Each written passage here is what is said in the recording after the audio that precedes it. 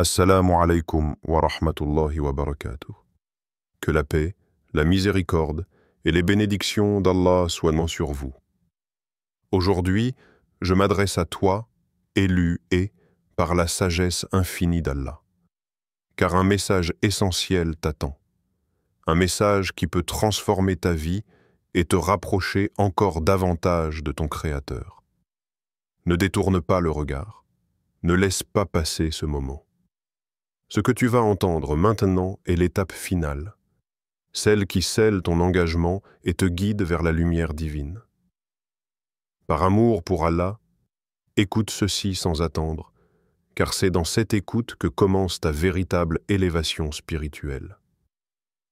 Être choisi et par Allah est une réalité profonde, une marque d'honneur et de responsabilité qui transcende tout ce que le monde peut offrir.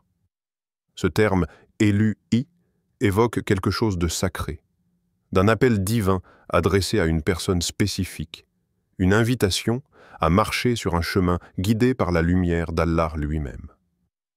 Mais qu'est-ce que cela signifie vraiment d'être élu-i ?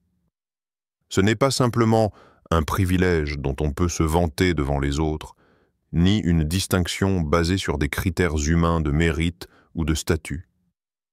C'est avant tout une responsabilité spirituelle immense qui demande un engagement sincère, une foi vivante et une conscience constante de la présence divine.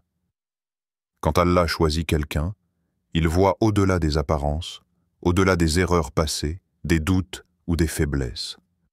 Il regarde le cœur, cette partie intime de l'être où se cache la pureté, le potentiel de transformation et la capacité d'aimer profondément. Être élu et par Allah, c'est être reconnu comme un être capable d'accomplir sa volonté, de porter sa lumière dans un monde souvent assombri par les doutes, les épreuves et les distractions. Cette élection n'est pas une faveur gratuite offerte sans condition, mais une invitation à embrasser une vie de service, de sacrifice et d'humilité. Il faut comprendre que cette élection ne signifie pas l'absence d'épreuves, bien au contraire. Ceux qui sont choisis sont souvent confrontés à des défis plus grands, car leur chemin est tracé pour être un exemple, un modèle, un phare dans la nuit pour les autres. La vie d'un élu est une vie d'engagement, de lutte contre les mauvaises tendances, de purification intérieure et de croissance spirituelle constante. C'est un appel à transcender le simple désir personnel pour répondre à un dessein divin qui dépasse tout ce que l'on pourrait imaginer. La grandeur de cette élection réside aussi dans la proximité qu'elle crée avec Allah. Quand on est élu, on est proche du Créateur, non pas par le mérite humain, mais par sa grâce infinie. Cette proximité se manifeste par une conscience accrue de sa présence dans chaque instant, dans chaque souffle. Elle pousse à rechercher sa satisfaction avant tout, à placer son regard et son jugement au-dessus de tout ce que les autres peuvent penser ou dire. Cette relation intime transforme la vie, car elle donne un sens nouveau à chaque action, chaque parole, chaque décision.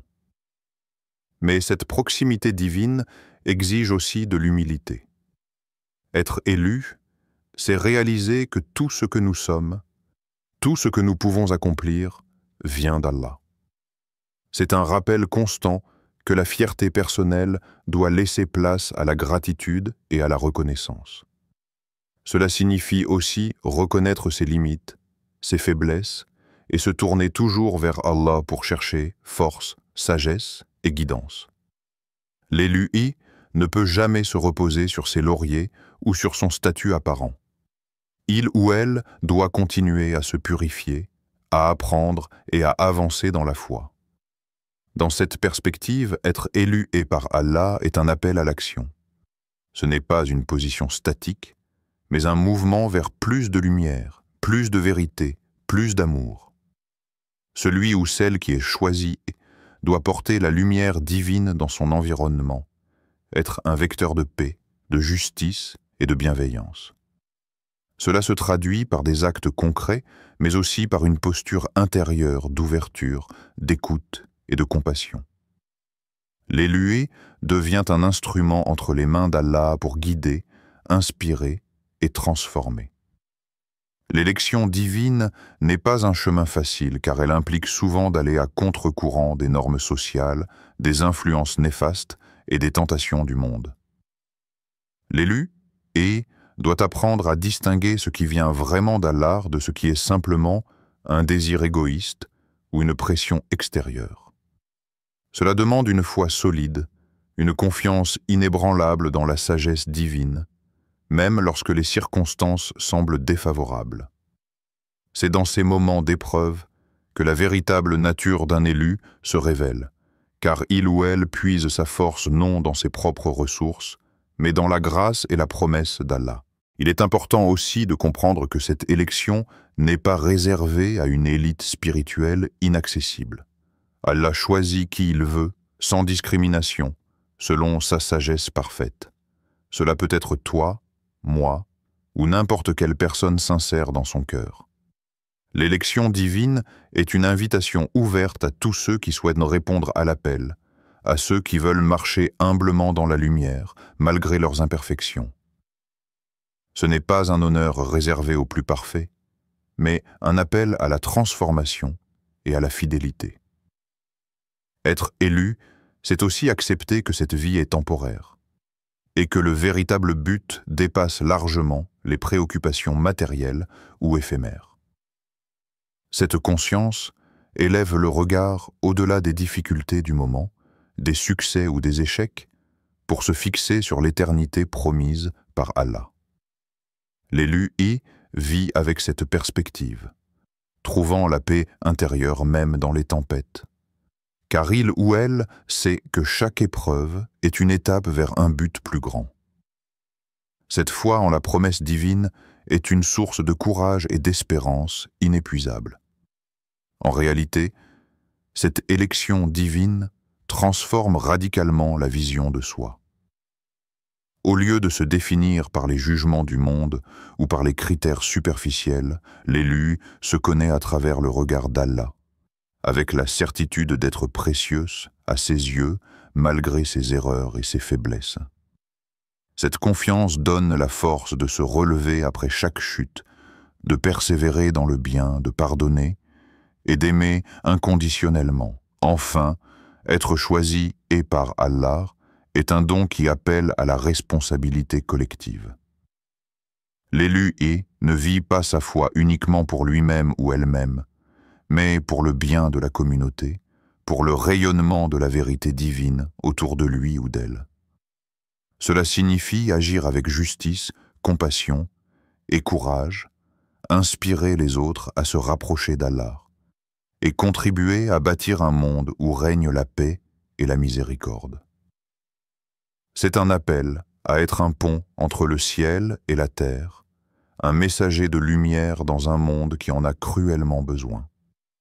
Ainsi, être élu et par Allah est un état d'être riche de sens, un privilège chargé de devoirs, une invitation à vivre chaque jour avec foi, humilité et détermination. C'est une promesse divine d'accompagnement, mais aussi une invitation à répondre pleinement à ce que ce choix implique. Marcher dans la lumière, affronter les épreuves avec courage, et poursuivre sans relâche le chemin qui mène à la satisfaction d'Allah. Le moment d'écouter cet appel est crucial, car le temps que nous avons dans cette vie est limité et précieux. Souvent, nous remettons à plus tard ce que nous savons être important, en pensant que nous aurons demain pour agir, pour changer, pour nous rapprocher d'Allah. Mais la vérité est que demain n'est jamais assuré, et chaque instant qui passe est une opportunité qui s'envole à jamais. Comprendre l'urgence d'écouter et d'agir maintenant est un éveil nécessaire pour tous ceux qui aspirent à répondre pleinement à leur élection divine. Dans ce monde rempli de distractions, d'agitation et de tentations, il est facile de perdre de vue ce qui est essentiel. Nous sommes constamment sollicités par des choses éphémères, des plaisirs immédiats, des soucis matériels, et même des relations toxiques qui peuvent détourner notre attention de ce qui compte vraiment. Cette confusion crée un voile qui obscurcit la conscience spirituelle, rendant difficile la perception claire de l'appel d'Allah. Pourtant, c'est précisément dans ces moments que l'écoute attentive devient un acte de foi puissant. C'est un choix de se tourner vers la vérité, malgré tout ce qui peut tenter à détourner. Le temps n'est pas simplement un concept abstrait. C'est un bien qui nous est donné par Allah avec une grande sagesse. Chaque seconde est une chance de faire le bien, de se purifier, d'aimer et de se rapprocher de lui. Mais ce cadeau est fragile, et il peut s'échapper très vite si nous ne le saisissons pas. L'urgence d'écouter maintenant signifie aussi se libérer de la procrastination, de la peur ou de l'indécision qui paralyse souvent l'âme. Il faut comprendre que différer l'écoute, c'est risquer de manquer la bénédiction de ce moment précis, qui pourrait être la clé d'un changement profond et durable. Cette urgence s'inscrit aussi dans la réalité des épreuves et des défis que nous rencontrons. La vie est souvent une série d'épreuves destinées à tester notre foi, notre patience et notre fidélité. Pour ceux qui sont élus, ces épreuves peuvent sembler plus intenses, comme si le poids de la responsabilité divine venait avec un fardeau supplémentaire. Mais c'est justement dans ces moments difficiles que l'appel à écouter devient vital. Il est facile de se sentir perdu, découragé ou seul, mais c'est à ces instants qu'il faut tendre l'oreille à la voix d'Allah, à sa guidance qui apaise et illumine. Écouter maintenant, c'est aussi comprendre que la miséricorde d'Allah est immense, mais qu'elle n'est pas éternelle dans le sens où chaque occasion a sa valeur unique. Il ne faut pas croire que l'on pourra toujours revenir vers lui plus tard, car le cœur humain est fragile et peut se durcir avec le temps. Repousser cet appel, c'est courir le risque de s'éloigner progressivement de la lumière, de s'enfoncer dans les ténèbres de l'oubli ou de la négligence. C'est pourquoi la voix intérieure qui invite à l'écoute doit être prise au sérieux, avec respect et urgence. L'importance d'écouter immédiatement est aussi liée à la notion de responsabilité. Être élu signifie être conscient que chaque choix, chaque décision a des conséquences spirituelles. Ce n'est pas seulement une question personnelle, mais une affaire qui engage le cœur et l'âme dans une relation vivante avec Allah. Remettre à plus tard l'écoute, c'est risquer de ne pas répondre pleinement à cet appel, de laisser passer une chance unique d'élever sa foi et de transformer sa vie. C'est un moment où la foi doit dépasser la simple croyance intellectuelle pour devenir une expérience profonde et active. La procrastination spirituelle est souvent alimentée par la peur, l'orgueil ou l'ignorance. On peut craindre de ne pas être à la hauteur, de ne pas comprendre ce qui est demandé, ou encore penser que l'on a le temps devant soi. Mais ces pensées sont des pièges qui éloignent de la vérité. Écouter maintenant, c'est faire preuve de courage. C'est accepter de se confronter à soi-même, à ses limites, à ses failles. C'est une décision de prendre en main sa vie spirituelle avec détermination, sans attendre que les circonstances soient parfaites ou que la peur disparaisse complètement. Il faut aussi se rappeler que l'écoute n'est pas passive. C'est une attitude active de recherche, de questionnement, d'ouverture du cœur et de l'esprit. C'est un dialogue intime avec Allah, où chaque instant devient une opportunité de recevoir sa lumière, sa sagesse et sa paix. Écouter maintenant signifie donc s'engager dans un processus de transformation intérieure, prêt à accueillir ce que le divin veut révéler, même si cela bouscule nos certitudes ou nos habitudes. Dans cette démarche, la prière et la méditation jouent un rôle essentiel. Elles sont les moyens privilégiés pour calmer le tumulte intérieur, pour ouvrir les canaux de communication avec Allah et pour recevoir les messages qu'il adresse à notre âme.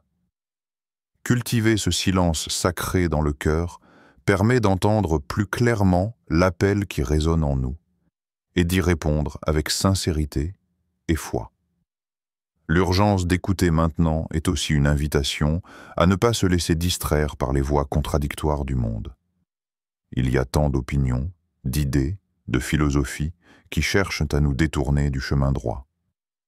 L'élu est appelé à garder le cap, à distinguer la vérité des illusions, à renforcer sa foi par une connaissance sincère et une pratique authentique.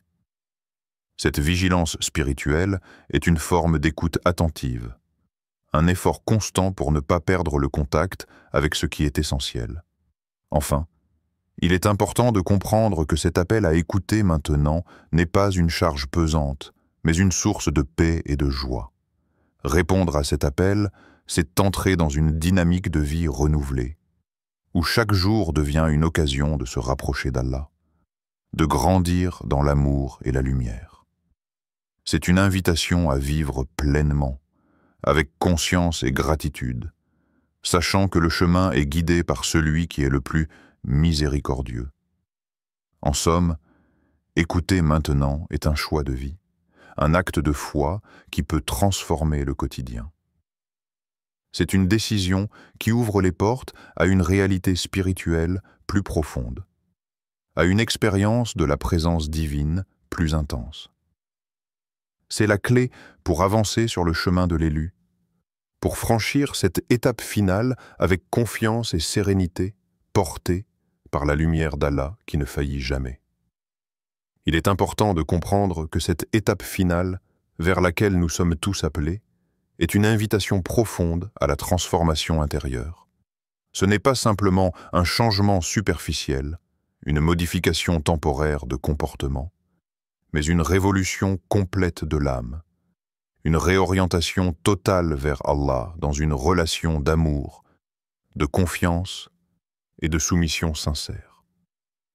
Cette transformation est la clé pour franchir cette dernière étape avec succès, car elle conditionne tout le reste de notre existence, ici-bas et dans l'au-delà. Dans cette démarche, le cœur occupe une place centrale. Le cœur n'est pas simplement un organe physique, mais le siège de la foi, de la volonté, de la conscience spirituelle. C'est lui qui ressent l'appel, qui entend la voix divine, qui répond à l'invitation d'Allah. Lorsqu'il est purifié, lorsqu'il est ouvert, le cœur devient un miroir clair qui reflète la lumière d'Allah.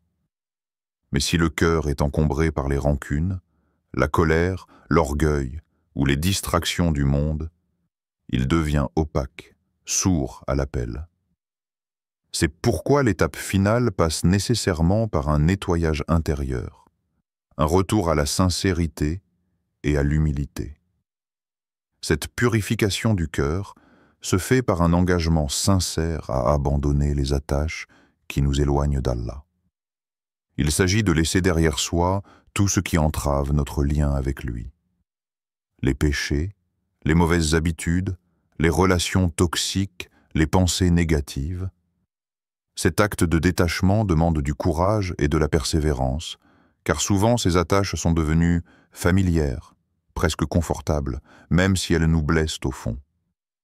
Mais l'amour pour Allah pousse à franchir ce pas, à se libérer de tout ce qui empêche la lumière de pénétrer pleinement.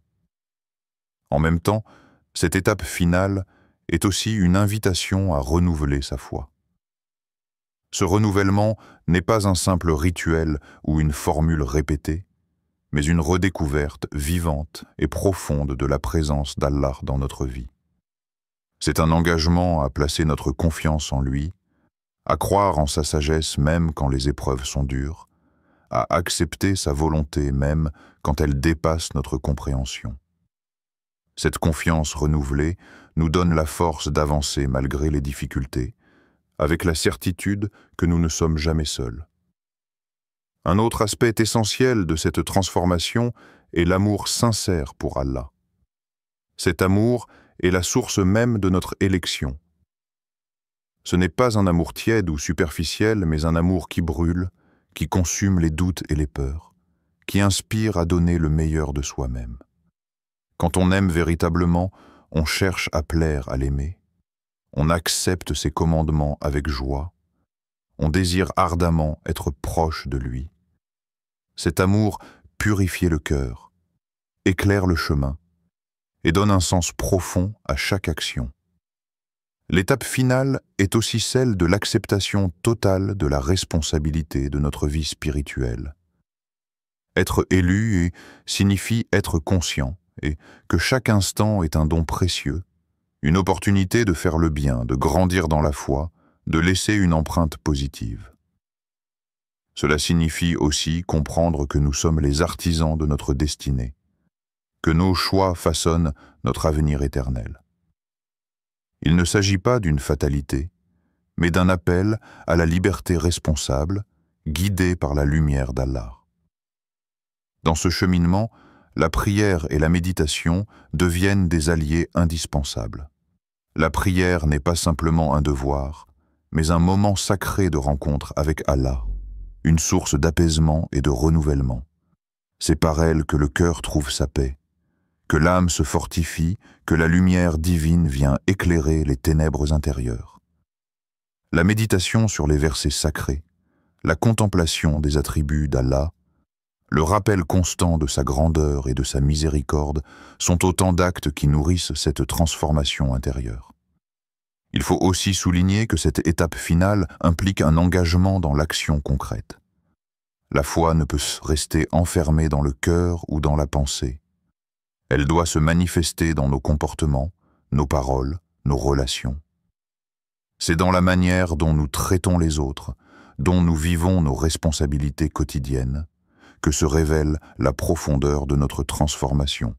Être élu c'est aussi être un exemple de bonté, de patience, de justice, d'humilité, un reflet vivant de la lumière d'Allah dans ce monde. Cette responsabilité s'étend aussi à la communauté. L'élu ne vit pas isolé, mais en lien avec les autres croyants, dans un esprit de solidarité et de fraternité. C'est par cet engagement collectif que la lumière se répand, que la foi s'enracine et se fortifie. Chaque acte de bonté, chaque parole de soutien, chaque effort pour la paix contribue à cette transformation globale qui dépasse la simple dimension individuelle pour toucher la société tout entière. Dans ce contexte, il est important de garder à l'esprit que la transformation intérieure est un cheminement, pas un état immédiat. Il y aura des hauts et des bas, des moments de doute, des épreuves qui peuvent sembler décourageantes. Mais l'étape finale consiste justement à persévérer, à ne pas renoncer, à garder la foi même quand le chemin semble ardu. Cette persévérance est une manifestation de l'amour pour Allah et de la confiance en sa sagesse infinie.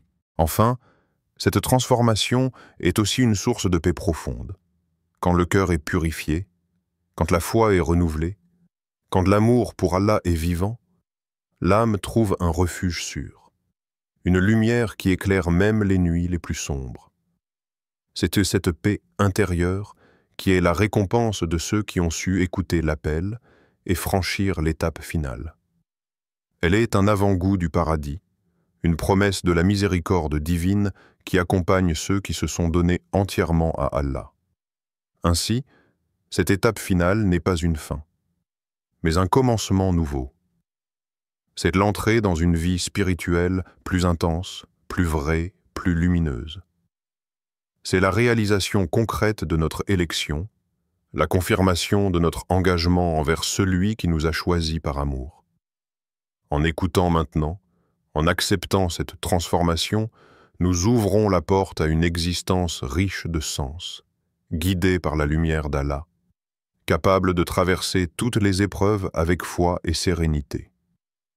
L'étape finale, celle que tu es invité à franchir, est aussi une invitation à embrasser pleinement la responsabilité de ta mission en ce monde.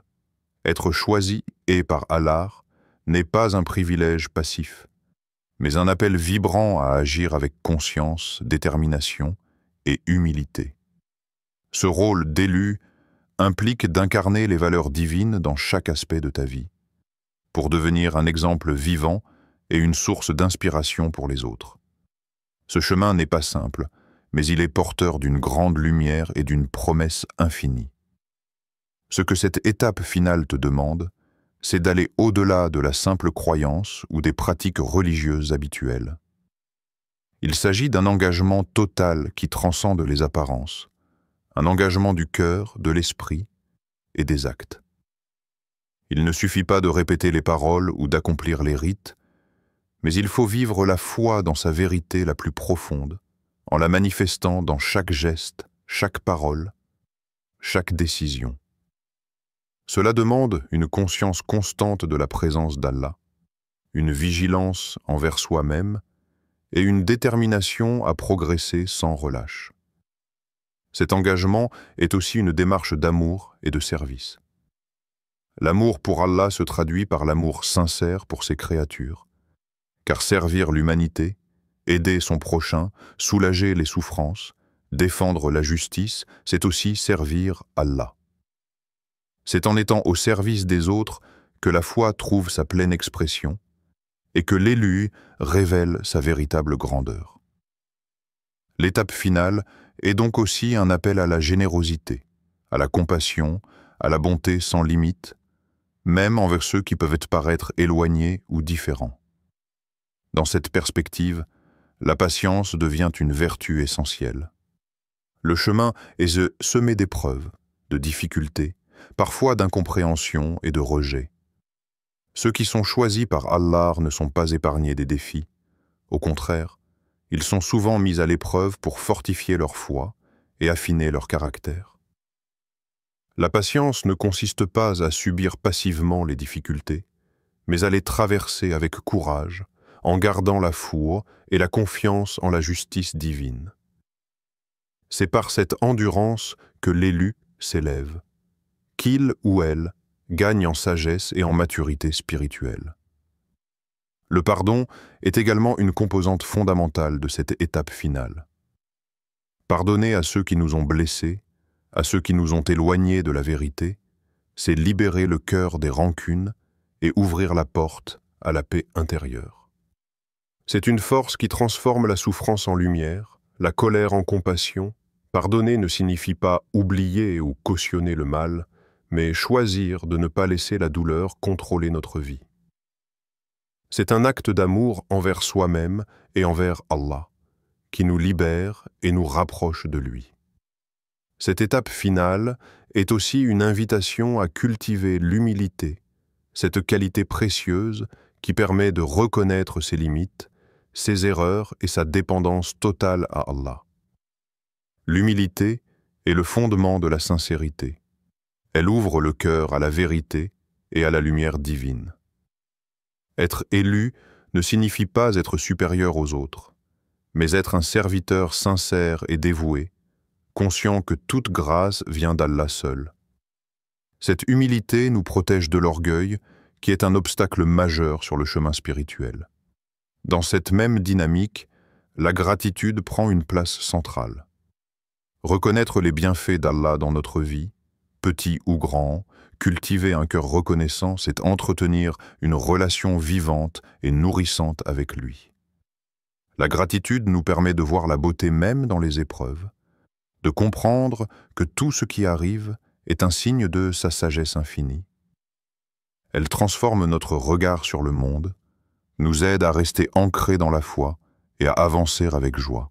Par ailleurs, cette étape finale invite à une profonde introspection. Regarder en soi avec honnêteté, reconnaître ses faiblesses, ses erreurs, mais aussi ses forces et ses progrès, c'est un acte de courage et de vérité. L'introspection permet de mieux comprendre notre propre chemin, d'ajuster notre comportement, de renforcer notre détermination. C'est un exercice spirituel qui ouvre la voie à la transformation et à la croissance, en nous rapprochant toujours plus d'Allah. La quête de la connaissance est également une dimension essentielle de cette dernière étape. La foi sans compréhension peut devenir fragile, alors que la connaissance éclaire le chemin, renforce la confiance, affine la pratique. Chercher à apprendre, à comprendre les enseignements d'Allah, à méditer sur ses paroles, c'est nourrir son âme et affermir sa foi. Cette soif de savoir est un signe de sincérité et d'engagement profond. Enfin, cette étape finale est un appel à l'espoir. Même dans les moments les plus sombres, quand le doute ou la difficulté semblent envahir le cœur, il ne faut jamais perdre l'espoir en la miséricorde d'Allah. L'espoir est une lumière intérieure qui illumine le chemin, qui donne la force de continuer malgré les obstacles. C'est une confiance profonde que la bonté divine triomphe toujours, que chaque effort sincère est reconnu, que la récompense est infinie.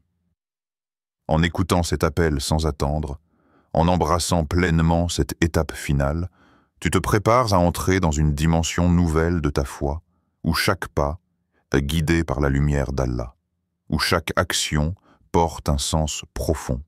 Tu deviens un témoin vivant de sa miséricorde, un canal de sa paix, un exemple de sa justice et de son amour. Ce chemin est exigeant, mais il est aussi source de paix et de bonheur véritable. Il transforme la peur en confiance, la solitude en communion, la souffrance en sagesse. En étant élu et par amour pour Allah, tu es invité à répondre à cette grâce avec gratitude, à vivre pleinement ta mission, à marcher avec courage et humilité vers ce rendez-vous final, certain que la lumière divine éclaire toujours ta route. Qu'Allah te fortifie sur ce chemin sacré et te guide à chaque pas. Souviens-toi que d'avoir été choisi n'est pas seulement un honneur, mais une responsabilité qui demande courage, patience et amour sincère. Ne laisse jamais cette lumière s'éteindre en toi, car c'est elle qui te conduira vers la paix intérieure et la proximité d'Allah. Avance avec confiance, car l'étape finale est le début d'une transformation profonde, un voyage où chaque effort est récompensé, chaque épreuve purifiée et chaque prière entendue. Que la paix et la bénédiction d'Allah accompagnent toujours ton cœur.